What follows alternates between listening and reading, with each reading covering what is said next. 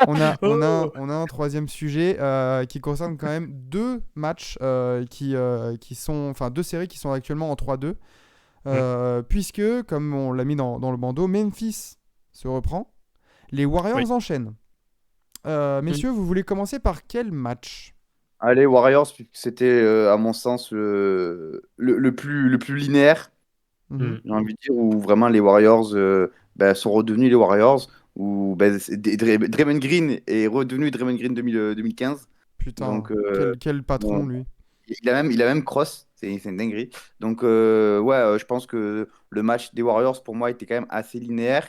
Euh, je vais me répéter encore une fois, mais extrêmement déçu de la série de Sabonis. Ah, Qui se fait- il se fait Aïe, bouffer aïe, par aïe. Looney. Ouais. il se fait littéralement outplay par Kevin Looney. Ouais. Voilà, c'est ça. Mais littéralement, Kevin Looney a plus de passes et plus de rebonds que Sabonis. Alors, Avec Sabonis qui joue 30 minutes de plus. alors que Sabonis est censé être un baby Jokic, entre guillemets, pour dire que c'est un Jokic low. Et ben écoute, on a bien vu qu'il y avait une défense low, mais on n'a pas vu l'attaque high. Donc je suis très très très déçu de Sabonis, malgré un Fox héroïque qui reste tout aussi performant, tout aussi fort. Werther tout aussi décevant aussi. Oh la vache, Werther, oui. Oh, c'est lui un là, trou ouais. noir sur cette série. Mais Et moi j'ai envie de noter, j'ai envie de noter notamment des très bons Warriors qui ont réussi à remonter la pente alors que c'était vraiment compliqué lors des deux premiers matchs où on imaginait déjà le pire. Et au final, comme le dit l'intro d'un très très bon podcast que je recommande, Never underestimate the heart of the champions. Bah, en fait, Ouais. c'est hashtag forever, hein, bien évidemment. Ah, Oui. voilà. Mais c'est ce qu'on disait en plus en preview du hier soir. C'est que j'ai l'impression que là, ça y est, les Kings, t'as perdu cette dynamique. T'avais vraiment été porté par cette dynamique de la fin de saison et de ton public. Et là, c'est bon, depuis le retour, depuis le Game 3, on a retrouvé une équipe, on va dire, normale des Kings. Mm. On a revu un Malik Monk capable du meilleur comme du pire. Avec des pourcentages enfin, voilà, qui ne tournent pas à 30 points de moyenne à 60%. Et à contrario, on a retrouvé des Warriors où le ballon il tourne, où il y a quand même 4 joueurs à plus de 20 points là sur ce match 5, à l'extérieur qui était le point faible des Warriors. Et pourtant, parmi ces joueurs à plus de 20 points, il n'y a pas Jordan Poole, qui reste encore un peu en délicatesse offensivement. Donc franchement, c'est une grosse win. Moi, j'ai beaucoup aimé le match de Klay Thompson en première mi-temps, Oui. qui a mis des gros shoots là quand ils en avaient besoin. Ah, il aime bien Sacramento, hein. Et J'ai envie de puis, dire, j'ai envie de dire même la série de Klay Thompson. ouais, Klay Thompson fait une série, je trouve elle passe sous les radars, mais sans oublier que le prochain match, c'est un Game 6. oui, en plus. J'allais dire Game 6 Clay. Mm. Mais voilà, et oui, tu as eu raison, Enzo, de souligner ça. C'est que Draymond Green, une nouvelle fois en sortie de banc. Donc À sa demande. la line-up à 3 guards là, avec Jordan Poole, Klay Thompson et Steph Curry est reprise et fait du mal à Sacramento. Draymond Green qui te sort un 21, 4, 7, 4 interceptions à 8 sur 10 au shoot. En fait, tu gagnes en fait. Dès que Draymond Green te fait des Ouais. matchs comme ça, tu gagnes.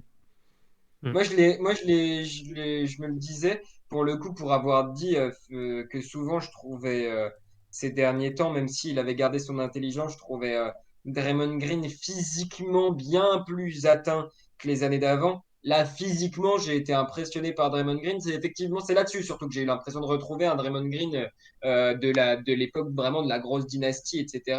Ça a été vraiment une belle surprise parce que même si c'est mon passe-temps favori de le trash talk, franchement là, énorme intensité physique en plus de la présence intellectuelle, on va dire, sur le terrain. En fait, c'est là où tu te rends compte que bon, déjà, Draymond Green, il avait clairement des comptes à régler avec Sacramento Oui. à Sacramento. Et tu te rends compte que ce mec-là, quand il veut surtout abattre l'ennemi, je reprends l'expression, il est injouable. On se rend compte du niveau du garçon s'il avait des problèmes, des soucis à régler avec toute la ligue.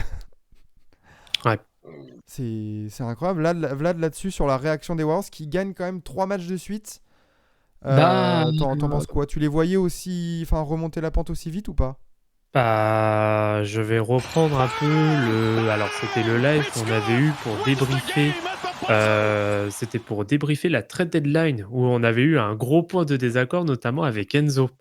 Je parle pas Enzo Logdin, je parle de l'autre, l'homologue, sur lequel je disais qu'il fallait pas enterrer les Warriors. Et ben, on en a la preuve. On en a clairement la preuve. Une grosse réaction collective. Mm. Et je pense qu'on n'est pas loin d'avoir le match le plus abouti de la saison des Warriors, tout simplement. Ouais. Pure Avec, maîtrise. avec l'adversité, ouais. Avec Ouais, Mais tu surtout, vois, oui. moi, je pense au match, je pense au match tu vois, des Pistons à Golden State, genre chez eux, Mm. et avec le buzzer de Sadiq Bey, où vraiment il n'y a rien qui allait. Et ben, je me dis, il y a quand même eu pas mal de chemin depuis. Les Ouais. rotations sont pas les mêmes, ça c'est sûr. L'intensité n'est pas la même, ça c'est sûr. Mais comment dire, dans l'osmose collective, dans l'identité, surtout, en fait, c'est ça. Moi, je pense que il y avait un souci d'identité de jeu aux Warriors, dans le sens où avec Green et Looney, ça veut dire que tu as 2 shooters en moins sur le parquet. Mhm. Parce que ce ne sont pas des shooters. Et ce n'est pas Warriors, c'est pas l'identité Warriors. L'identité Warriors, c'est justement de se dire on arrive à fixer au maximum parce qu'il y a des Reste shooters, partout. il y a des shooters de partout. Donc on les force à s'écarter, on les force à ne pas venir sur l'aide.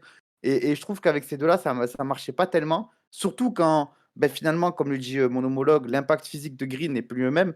Donc je trouve que très très belle réaction, très très belle remise en question. Ouais. Oui. Et voilà, Et comme surtout tu as dit, que, Vlad, super match. surtout, j'ai l'impression aussi que cette série, elle montre aussi une espèce de montée en puissance du groupe de l'année dernière. Juste, c'est ça on a peut-être oublié aussi, c'est qu'à part Dante DiVincenzo, qui est une super signature, on retrouve le groupe qui est champion en fait. Et ça y joue, hein. Ça y joue Euh, clairement. Et quand t'as un Steph Curry en plus qui n'est même pas exceptionnel, j'ai envie de dire, sur cette série. Ah, il met les gros shoots quand même, hein. Il met des Enfin, gros il shoots, met. mais tu vois, j'ai l'impression on n'a même pas encore on n'a même pas encore vu non plus un Curry game vraiment où il take over de ouf, tu vois. Ouais, je vois ce que tu veux dire. Mais Bah, On retrouve le Golden il se State met de l'année au dernière, c'est service de vrai. son collectif, en fait. ouais, c'est ça. Et comme je le disais avec les Knicks, c'est que bah voilà, t'as l'impression que tout le monde, voilà, t'as le même groupe que l'année dernière, tout le monde connaît son rôle. Gary Payton 2, il est revenu, il était blessé, mais là, il est super intéressant en défense, dans les rebonds, dans les box-out et tout ça. Euh, c'est franchement, c'est magnifique quoi, pour côté Warriors. Et alors, tu rentres à Sacramento pour le Game 6. Je voyais beaucoup, là, on a vu beaucoup de comptes de Sacramento, de fans des Kings, qui sont un peu défaitistes en mode bon, ça scelle la série. Est-ce que vous êtes du même avis, messieurs? Oui, oui, oui. Oui. Oui, oui, parce que Mm. je Ouais, pense que ça termine à SF. mentalement, mentalement, ça fait un coup. C'est un coup, mentalement. Parce que, en soi, la force de Sacramento sur cette série, c'est leur salle, c'est eux, tu vois. C'est le fait de jouer avec leur public de fou et ce qui les transcende. Et on a bien vu qu'il y avait un Sacramento à domicile à l'extérieur, comme il y avait un Golden State à domicile à l'extérieur. Oui. Et ben là, je pense que mentalement, ça te met un coup. Et je vois mal les Warriors s'imposer un match 7 là-bas, parce que là, c'est pas dit que tu regagnes là-bas. Et je les vois mal fucked up leur match 6 qui leur donnerait l'occasion, en plus de se reposer, euh, comparé à une série en face qui peut elle aussi aller en 7, si tu veux faire la transition. Bien sûr. Enzo là-dessus, tu veux rajouter? Ouais, je disais ben, un peu. Et là, je suis assez d'accord avec mon homologue cette fois-ci. Voilà, pour changer. Mais ouais, du coup, je vois bien ouais, les Warriors plier ça parce que, comme il dit, il parle de la force mentale et de la salle de Sacramento. Moi, d'ailleurs, j'ai été assez impressionné parce que quand on avait fait la preview, tu vois, je te disais, Maxime, que pour moi, déjà le premier quart serait sans doute un gros indicateur et on a vu Golden State embrayer directement, prendre de l'avance directement. Et pour autant, par contre, j'ai été agréablement surpris par Sacramento. Il n'y a pas eu de craquage. Même dans le quatrième, ils font un run où ils recollent. Et t'es là, Mm. alors peut-être. Et franchement, j'ai trouvé ça mentalement très fort. Après, par contre, le fait est que tu joues contre un champion en titre et que là, du coup, ça s'est ressenti à ce moment-là. Mais c'est un super match, c'est hyper satisfaisant, c'est hyper et il faut absolument s'appuyer dessus d'ailleurs pour effectivement, voilà, finir la série directement là quand tu rentres à la maison. Mais par rapport à ce que me disait Vlad, attention, parce que combien de fois aussi on a vu un gros match de Golden State, principalement à domicile, et on s'est dit: «Bon, bah, ça y est», pour qu'au final, le match d'après, ça reparte exactement comme avant.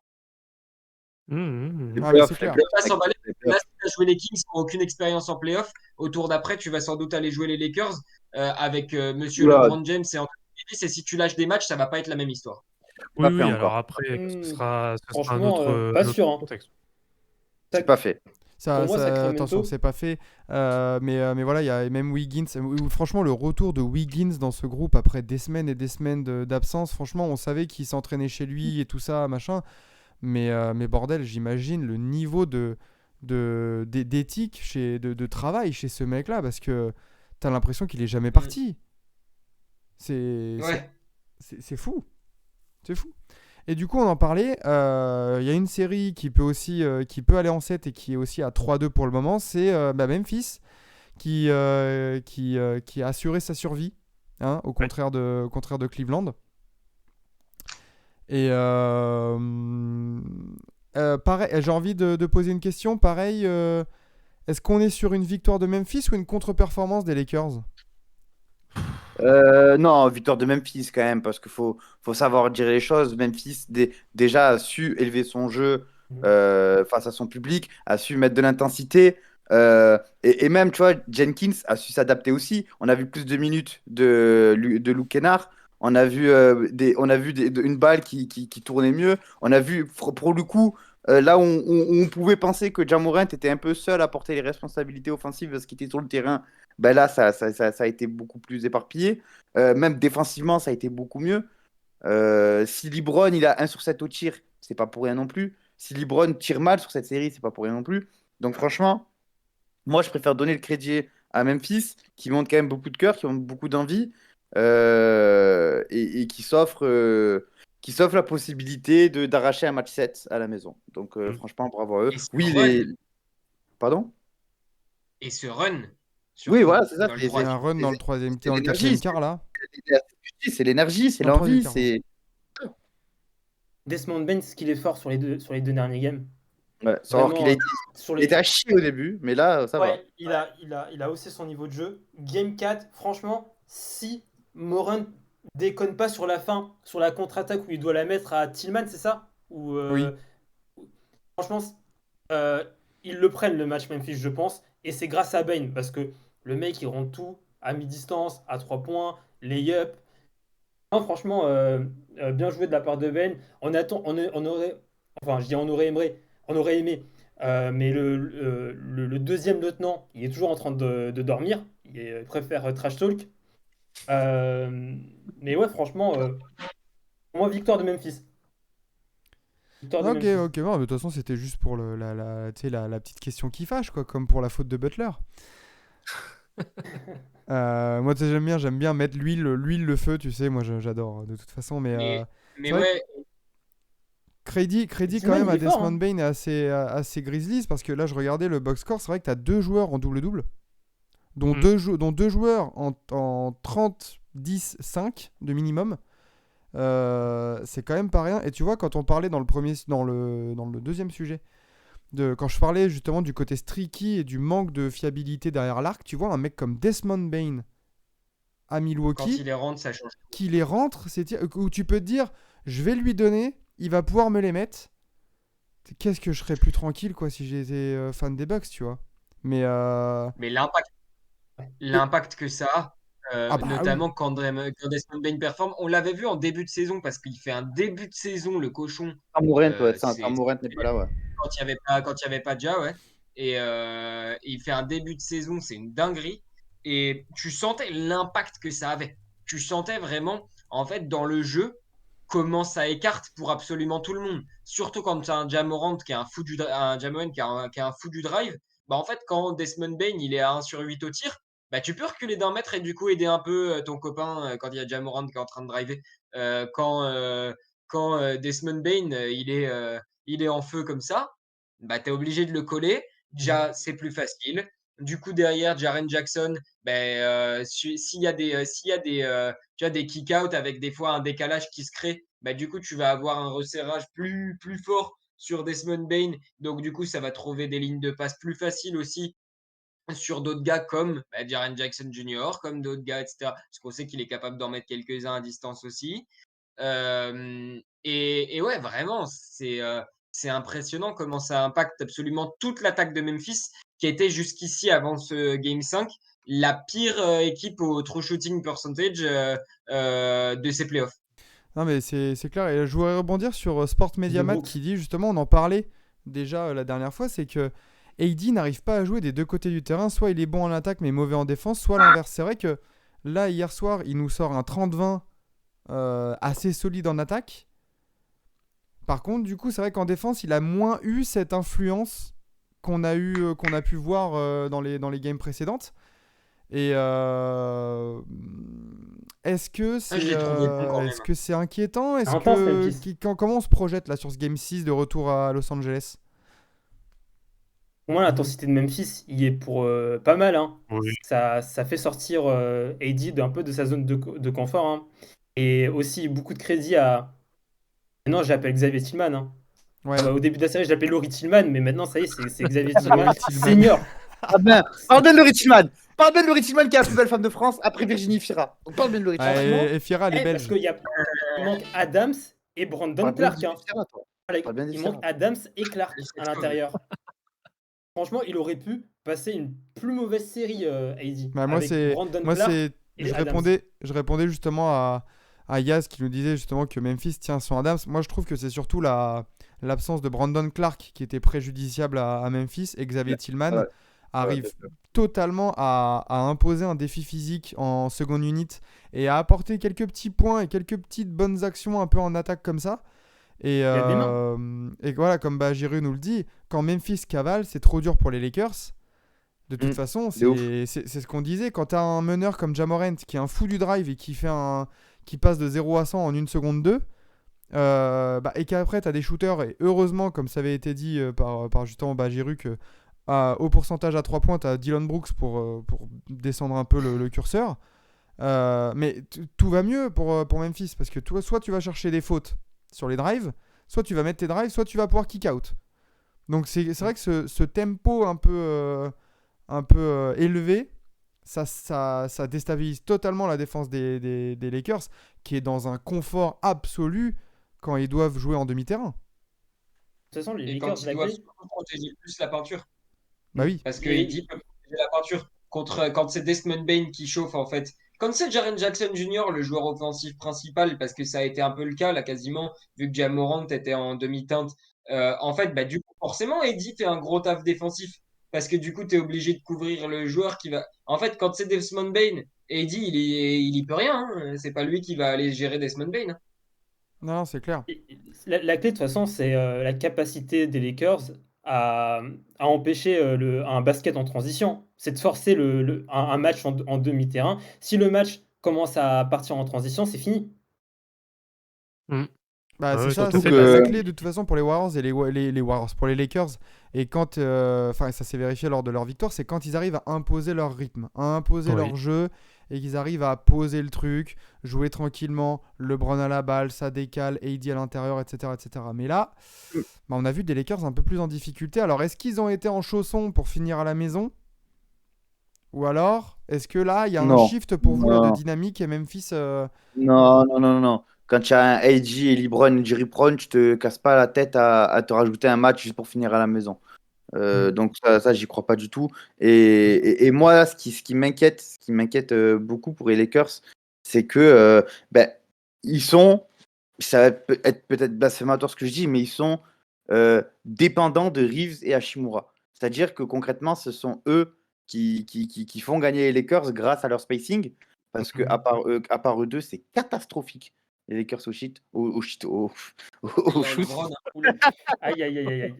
Oh, LeBron. Ça, Marseille, c'est Darwinham. Californie, C'est frère. Darwinham sur le banc, Californie, ça. Oh oui. Oh, C'est les la Californie, rotations. Et- Mais oui, mais du coup, ouais, moi, ça qui m'inquiète un peu et je me dis que ben, forcément, même s'ils passent un tour, après, ils vont arriver contre les Warriors. Ça risque d'être très compliqué aussi. Donc, je pense que déjà qu'ils doivent jouer sur demi-terrain et ils sont pas si efficaces que ça sur demi-terrain. Ça risque, ça peut. Moi, je pense que l'énergie peut avoir shift, même si même si je vois toujours les Lakers passer au second tour, il n'y a pas de souci dessus. Mais je pense que dans l'intensité, il peut avoir. Moi, si je peux finir en tout cas mon temps de parole dessus, je pense qu'en gros, les Grizzlies se sont dit, ils se sont regardés dans les yeux à 3-1, ils se sont dit, wesh les gars, on est des merdes, ou c'est comment on parle, on fait les beaux, et là on s'est pété le cul. Non, il faut qu'on revienne et qu'on se casse le cul. Et là, Ah, c'est c'est ce qu'ils ça. ont fait. Et je pense que en termes de mentalité, être à 3-1 pour les Grizzlies et être au bord de l'élimination, ça fait de l'effet, mais pas dans le sens des Lakers. Je vois, il y a. Je réagis. C'est un remake de la demi de conf de l'année dernière pour les Grizzlies pour l'instant. Contre les Warriors, du coup. Sports Media Mag. Alors, attends, il y a Ludwin qui dit justement on parle de Bud, mais alors Darvin Ham. Ah bah, En fait, ce qui est drôle, Darvin c'est Haram. que Darvin Ham et même Taylor Jenkins sont deux anciens assistants de coach Budenholzer. Magnifique. ouais. Quelle belle Darvin école. Ham pendant 3 ou UFD. 4 ans et 1 an pour Taylor Jenkins. Non, mais bon, on le sait de toute façon que D'ailleurs, on voit que Taylor Jenkins, Darvin Ham, c'est pas au niveau. D'ailleurs, on voit que Taylor Jenkins est meilleur que Darvin Ham, sans doute du coup parce qu'il est resté moins longtemps aux côtés de Bud, c'est Oui, ça? oui. Oui, c'est pour ça que là, il y a des Non. rumeurs, un assistant de Bud à la tête de Milwaukee. Ah non, faut virer tout le monde, hein. Je veux voir Oh là personne. là, mais il me parle encore de Milwaukee, Oh lui. là Ah, là. Pour le- Allez, Après, après, attention, de toute façon, on en parlera sûrement demain, de toute façon, lors du playoff talk de demain soir, où voilà, on va devoir traiter qu'un seul match, donc on va pouvoir être un peu plus général sur les playoffs et sur ce qu'on pourra voir par la suite. Parce que Sports Mediamat qui nous dit, j'ai quand même... non, c'est Bajiru qui nous met aucun des trois, donc Lakers, Memphis et Warriors, taper Denver ou Phoenix plus tard. On verra ça. Mais Denver, il se faut fumer la race. Mais vous êtes fous, quoi. Ah, Vous avez ouais. pas vu la série contre les Wolves, ils ont eu chaud au cul. Oui, oh là, moi, il me rassure pas du tout, moi, les Nuggets. Hein. Mais les Denver, Suns, hein. j'ai peur pour wesh. Vraiment, bon. Ça sera demain, ça sera demain.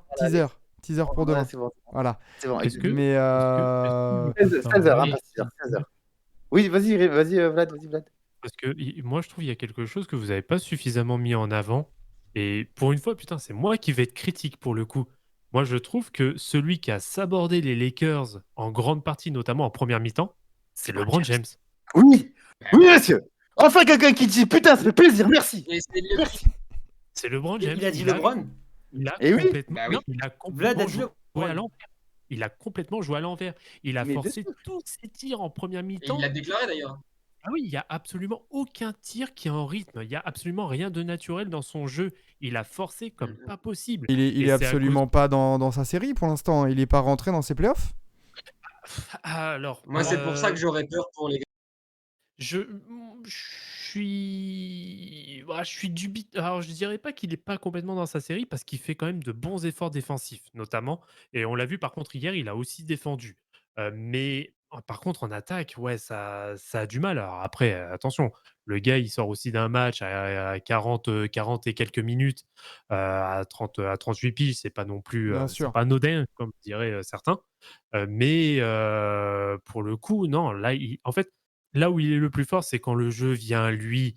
Et Oui. le truc, c'est qu'il a voulu forcer direct Oui. des shoots qui sont complètement hors rythme, même de tester des drives. Enfin, il n'y a rien qui allait. Sur ce match, il n'y a rien qui allait le concernant. J'ai une question. Vas-y. Oui. Est-ce que LeBron James ne serait pas influencé dans son jeu par certaines paroles par hasard? Je Oh demande, non, je demande. mais non. Mais je Ah, demande. c'est bon, Mais parce que, l'autre. mais non, mais parce que tu le vois. L'autre. Mais tu le vois. tu le Dylan vois. Attends, Brooks, mais, Dylan Brooks, il a. Tu me laisses parler. Non, Mais tu me non, laisses parler. non, Tu me laisses non. développer. Dictateur. Si, moi, je suis pas complètement Dictateur. en désaccord avec. avec Enzo. Oui, parce que mais Oh, vu allez, c'est bon, vu les les gars. trucs qui pour le sortent, coup, mais vu- oui, mais t'as 38 ans, LeBron James, t'es une légende, tu te fais trash talk par Dylan fucking Brooks, rien, machin, etc. Forcément, que dans ta tête, t'es là en mode, il a quoi ce gamin, je vais lui prouver, machin, etc. Et Mais depuis, je qu'est-ce suis qu'il a, désolé, mais qu'est-ce qu'il a à LeBron, prouver, LeBron James forceur, à Dylan forceur, Brooks? Bien sûr, il s'en fout. forceur. Il s'en LeBron, fout. forceur depuis. Mais Oui. non, il a. Non, Mais alors, non. ici, il force, c'est certainement pas parce que Dylan Brooks, qui a 0 titre, 0 machin, 0 finale de conf, un truc comme ça, Et lui a dit justement, qu'il était vieux. Les gars, soyons sérieux 2 minutes quand même. LeBron James, il a rien Non, à j'ai prouver à ça. personne. C'est pas Dylan ça. Brooks qui a été obligé Mais de moi- fermer son Instagram parce qu'il l'autre, il est cataclysmique. C'est lui qui fait caca culotte, hein, Dylan Brooks. Hein. Non, mais moi, en J'ai fait, une je dis petite ça. stat. Vas-y. J'ai une petite stat sur LeBron à prendre avec des passettes.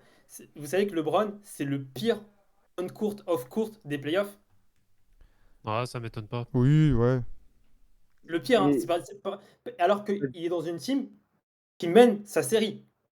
Ouais, bah, oui, bah, t'as des stats comme ça qui sont un petit peu, alors je vais pas dire incohérentes, mais qui sont un peu paradoxales, Bien mais c'est pas sûr, étonnant. bien sûr. Enzo pour finir, je propose. Ouais, Enzo, vas-y pour finir tout ça. ouais, ouais. Mais du coup, ouais, c'est un peu ce qui m'inquiéterait pour les Grizzlies en abordant ce match 6. C'est que, on connaît l'historique, voilà, de LeBron dos au mur. Et LeBron, pour le moment, n'a toujours pas joué sa série. LeBron a fait un match vraiment particulièrement dégueu au match 5. Et on a parlé derrière en conférence de presse en disant j'ai joué comme de la merde, ça va changer, etc. Tu sens le LeBron déter, etc. On parle de LeBron fucking James.